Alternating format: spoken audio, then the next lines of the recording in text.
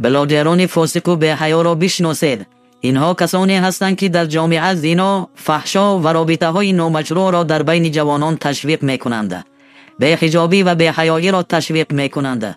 گویا آنها معاونان اول شیطان یا نمایندگان از جانب او برای ملت تاجیک باشند که همیشه نوارهای شیطانی پهن می‌کنند.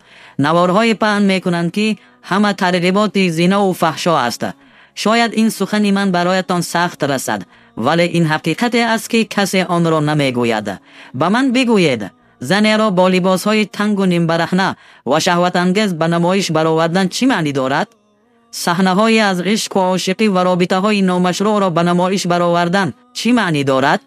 آنها چنان لباسهای تنگ و نیم برهنه میپوشند که تمام پستی و بلندی بدنشان نمودار است و هر مرد بیننده را بیقرار میکند. شما را به خدا از روی وجدان جواب دهید.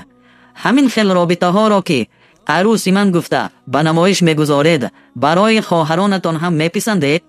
آیا میخواهید که خواهر شما با یک مرد بیگانه همین طور رابطه عاشقی داشته باشد؟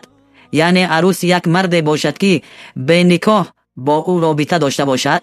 عروس من و عروس فلانی میگوید، معنایش زنی به نکاح من است. میدانم که شما هرگز این کارها را برای خواهرانتان نمیپسندید، ولی برای زنان و خواهران مردم تشویق میکنید. وای بر حالتان! اگر توبه نکردید، یقین بدانید که عذاب دردناکی از جانب خداوند در انتظار شماست. این وعده پروردگار برای کسانی است که در بین مؤمنان بی‌حیایی را پهن میکنند. انتظار باشید.